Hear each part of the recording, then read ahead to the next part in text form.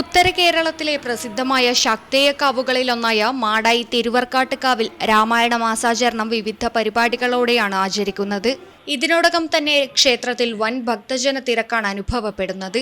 രാമായണ മാസാചരണത്തിന്റെ ഭാഗമായി ക്ഷേത്ര നവീകരണ സമിതിയുടെയും ദേവസ്വത്തിന്റെയും സംയുക്താഭിമുഖ്യത്തിലാണ് ക്ഷേത്രത്തിലെ സരസ്വതി മണ്ഡപത്തിൽ രാമായണ പാരായണ മത്സരം സംഘടിപ്പിച്ചത്.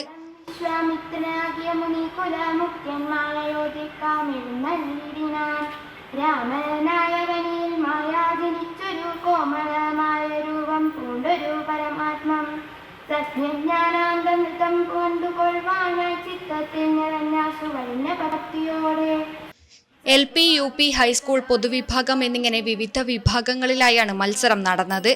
നിരവധി പേരാണ് മത്സരത്തിൽ പങ്കെടുത്തത്. രാമായണ മാസാചരണത്തിന്റെ ഭാഗമായി കണ്ണൂർ, കാസർഗോഡ് ജില്ലാതല രാമായണ പ്രശ്നോത്തരിയും അഖണ്ഡ രാമായണ പാരായണവും ക്ഷേത്രത്തിൽ നടക്കും. MP ചന്തു വെങ്ങരയുടെ നേതൃത്വത്തിൽ ക്ഷേത്രത്തിൽ രാമായണ പാരായണം നടന്നുവരികയാണ്. News bureau, Pazhayangadi.